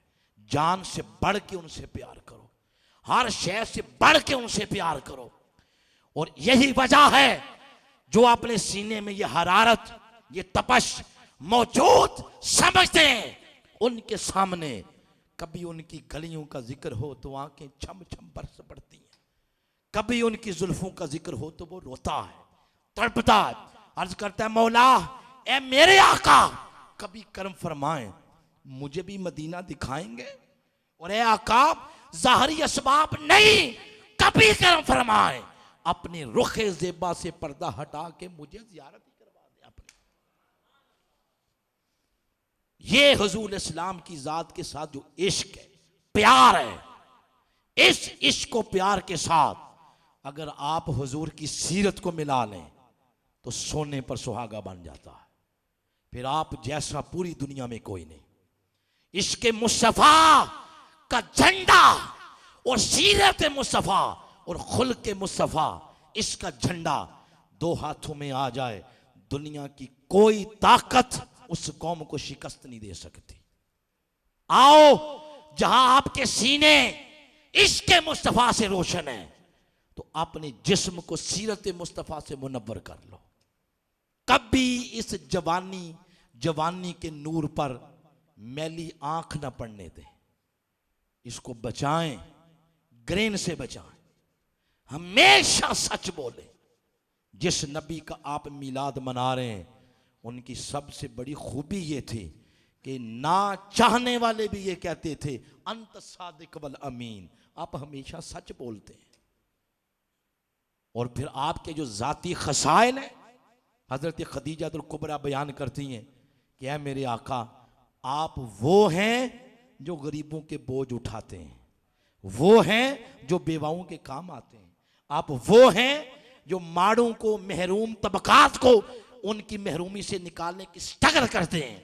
आओ आज की इस महफिल में ये कम से कम 3-4 चीजें, हमेशा सच बोले, अमानत में कभी खयानत ना करें, जवानी के नूर को गदला ना होने दें, और दुखी इंसानियत को दुखों से निकालने की स्ट्रगल करें, और हमेशा नमाज पढ़ें। ये अगर चंद खुसूसियात आज की महफिल से ले जाएं तो इस महफिल मिलाद के इनेकाद का मकसद पूरा हो जाएगा। और अगर ये ना लेकर गए तो सवाए ज़ियाफत के और लंगर के समझे आप कुछ भी नहीं पा कर गए। यहां पर इस बात को ख़त्म करते हैं। ये सारी खुशबू साथ आपका ये और ये मुअत्तर हो गया है, हुआ या नहीं? बोलो हुआ है ना? तो मैं ये सारी खुशबू किस अत्तार से लेके आया हूं? ये सारी खुशबू ये मेखाने मिनहाजुल कुरान से है। वो हस्ती जो आप दुनिया इंसानियत में इल्म का सिंबल बन गया है। आल में ये पाकिस्तान जो है ना, पाकिस्तान, यहां के लोग तो कहते ही से, और सबसे पहली हस्ती आपके चकवाल की है, हजरत पीर खाकी रसूल शाह साहब। अब तो मिस्र बोल पड़ा है, शाम बोल पड़ा है, बिलाद अरब बोल पड़े। इस सदी के मुजद्दद डॉक्टर मोहम्मद ताहिरुल कादरी हैं। वो ऐसा काम जो कर रहे हैं, ऐसा अनोखा काम, आप माने या ना माने, मगर जिस नहज पे वो जाके काम कर रहे हैं, ये चंद साल गुजरेंगे, आपके बच्चे, आपकी नस्लें, मेरी नस्लें, जब उनको उन मसाइल का सामना करना पड़ेगा जो जदीद साइंस और टेक्नोलॉजी की कूक से जन्म ले रहे हैं, तो उनका जवाब सिर्फ डॉक्टर ताहिरुल कादरी की किताबों से मिलेगा। अगली नस्लें कहेंगे कि मुजद्दद था वो बंदा, खुश नसीब थे वो लोग जो उसकी सोबत पा गए। इमाम आजम अबू हनीफा, उनको इमाम आजम का टाइटल उनके दौर के लोगों ने नहीं दिया, बल्कि उनको जेल में डाला गया। और सबसे ज्यादा मुखालिफ इमाम आजम के उस दौर के मौलवी थे, और पकड़ के जेल में डाल दिया गया। लेकिन 1450 साल गुजर गए। आज आप पूछ लें किसी अर्जी नवीस से, किसी वकील से, किसी जज, सेशन जज से पूछ लें कि फौजदारी केस या दीवानी केस, निकाह, तलाक, विरासत के केस, फौजदारी या दीवानी केस उस वक्त तक हल नहीं होते जब तक इमाम आजम की फिका को ना पढ़ा जाए। उनको पढ़ के फिर जुबान से निकलता इमाम आजम सबसे बड़े इमाम। अरे नस्लें गुजर जाएंगी आपकी। और जब जदीद दौर के मसाइल का सामना करना पड़ा तो किताबें डॉक्टर ताहिरुल कादरी की बोलेंगी, और वो नस्लें कहेंगी कि महरूम रहे वो लोग जिन्होंने जमाना भी पाया और उनकी सोबत से फैज ना पा सके। आओ कबल इसके कि जमाना गुजर जाए और हाथ मलते रह जाए। जैसे आप हाथ मल रहे हैं ना, खालिद हसनैन खालिद के जाने पर पता ही नहीं था कि चकवाल में कैसा बंदा बैठा हुआ है। जाने की देर थी, अब पता चला कि सब नात खां उसको कॉपी करते थे। ये जाने के बाद पता चलता है। कबल इसके के हाथ मलो। आज वक्त है, दावत है आपको, मेखाने मिनहाज में आओ। हम तो ये भी नहीं कहते कि अंधी तकलीद करो, हम ये कहते हैं कि आंखें खोलो, खोल के इसको इस्तेमाल करो, 2 घूंट पियो, फिर पता चलेगा कि ये कहीं और से नहीं आई, ये मैं मदीना से आई है। बस यहां पे बात खत्म करते हैं। अल्लाह की बारगाह में दुआ है, अल्लाह ताला हम सबको आज जो कुछ मैंने आपको सुनाया है इसको अपनी ईमान का हिस्सा बनाने की तौफीक अता फरमा। वमा अलैया इल्लल बलागुल मुबीन।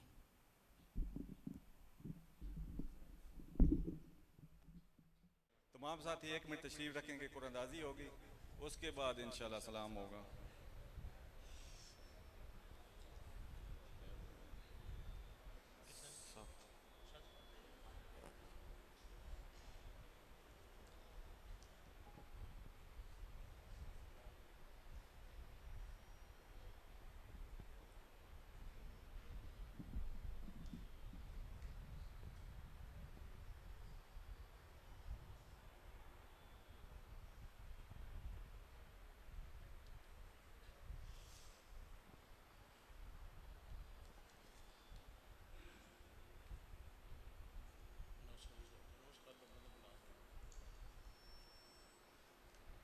माशाअल्लाह जी, सबसे पहले मैं मोहम्मद अकरम साहब फैसल कॉलोनी से तशरीफ़ लाए हैं, उनसे रिक्वेस्ट करता हूं कि वो तशरीफ़ लाएं। मोहम्मद अकरम साहब,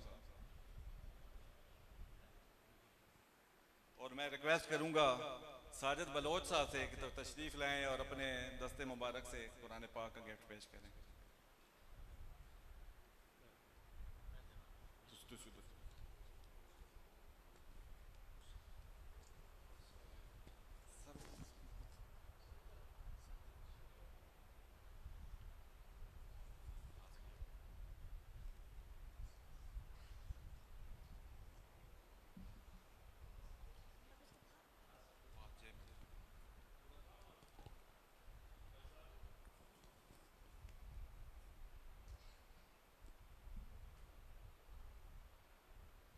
आशिक हुसैन साहब, आशिक हुसैन,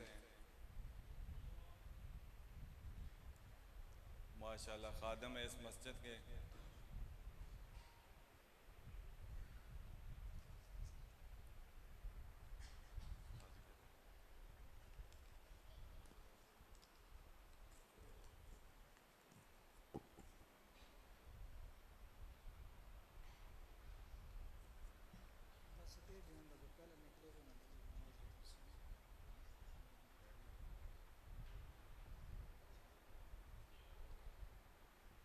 साजिद साहब बहुत शुक्रिया आपका, मेहरबानी। मैं अब रिक्वेस्ट करूंगा रज़ा ताहिर साहब से, सर प्लीज़ तशरीफ़ लाएं और अपने हाथों से कुरान पाक तस्लीम करें।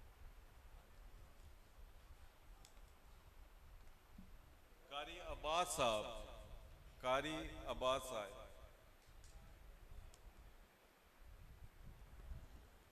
मोहम्मद आसम, ये पकड़,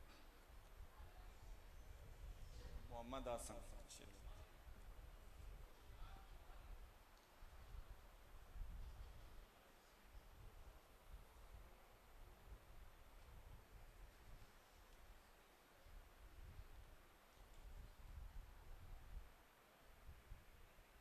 रजा ताहिर साहब, बहुत शुक्रिया सर।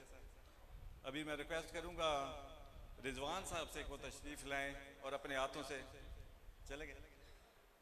राजा तनवीर साहब,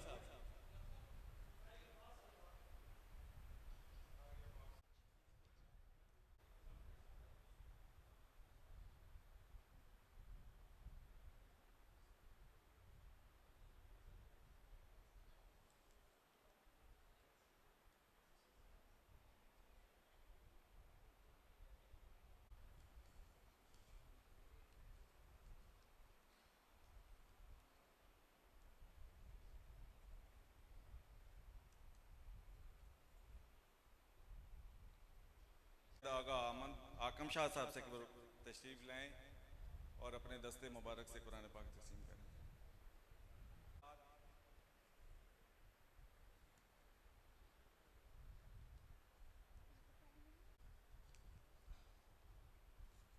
सैयद सुलेमान शाह, अगर जिनका पहले निकल चुका है, अगर वो वापस करना चाहें, किसी और को देना चाहें तो दे सकते हैं, अगर रखना चाहें तो भेजा करें। सैयद सुलेमान शाह।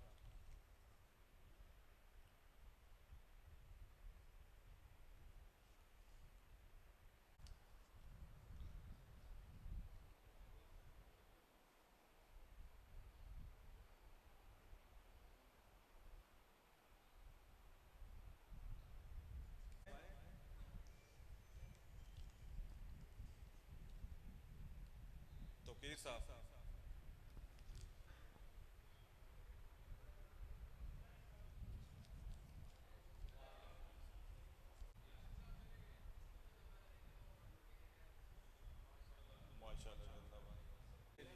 मलक हैदर अली। मैं रिक्वेस्ट करूंगा उस्मान भाई से कि वो तशरीफ लाएं और अपने दस्ते मुबारक से जो इधर बोले ना, वो अगर कोई ना आई हो तो फिर मिसप्लेस हो जाता है, वो उधर को नहीं करती करती। जी हाँ,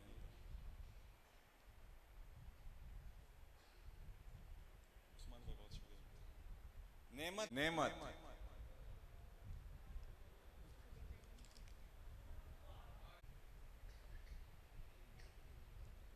मैं रिक्वेस्ट करूंगा सैयद आफ्ताब शाह साहब से कि वो तशरीफ लाएं और अपने दस्ते मुबारक से कुरान पाक तस्लीम करें।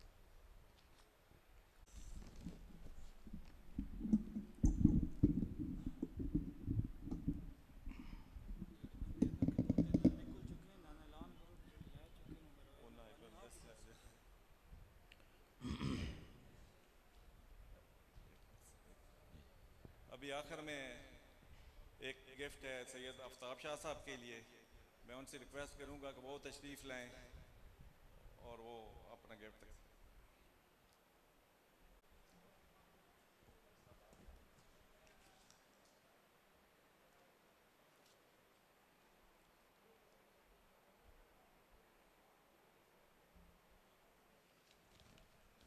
अस्सलातु वस्सलामु अलैका या रसूल अल्लाह व अला आलिका वस्हाबिका या सय्यदी या हबीब अल्लाह। अल्लाहुम्मा सल्लि अला सय्यिदिना मौलाना मुहम्मद व अला आलिहि व सहबिहि व बारिक वसल्लिम। या रब्बल आलमीन, नबी पाक सल्लल्लाहु अलैहि वालैहि वसल्लम के मौलूद की इस महफ़िल को अपनी बारगाह में शरफ़ कबूलियत अता फ़रमा। हाथ दुआ के लिए तेरी बारगाह में जितने लोगों के फैले हुए हैं, इनकी लाज रखते हुए मौला हम सब की ज़िंदगी भर की ख़ताओं पर दरगुज़र फरमा। जो ज़िंदगी के सांस बाकी रह गए हैं उनको तू अपनी बंदगी में और हुज़ूर अलैहिस्सलाम की कामिल इत्तिबा में बसर करने की तौफ़ीक़ अता फ़रमा। ऐ मेरे मालिक, जितने अहले ईमान दुनिया से चले गए हैं सबको जन्नतों में आला मकाम अता फ़रमा है। सानहाए पिंडी भटियाँ के पीर सहाबा टाउन के रिहाशी और दीगर शुहदा के लिए दुआ है, अल्लाह ताला सबको हज़रत हसनैन करीमैन के कदमैन शरीफैन में जगह अता फरमाए। इस महल्ला में जितनी अहबाब कलमा गो मर्दो ज़न दुनिया से चले गए हैं, कब्रस्तान के अंदर जितने लोग मदफून हैं, सब के लिए दुआ है आज की इस महफ़िल का सवाब बारी तआला उनकी अरवाह को पहुँचा और उनको जन्नतों में मकाम इल्लियीन अता फरमा। बारी तआला जितने लोग बीमार हैं सबको सेहत कामिला आजिला अता फरमा। आशिक साहब के बेटे यासिर साहब बीमार हैं और हमारे UC3 मिनहाजुल कुरान के रहनुमा मिर्ज़ा समी साहब वो बीमार हैं।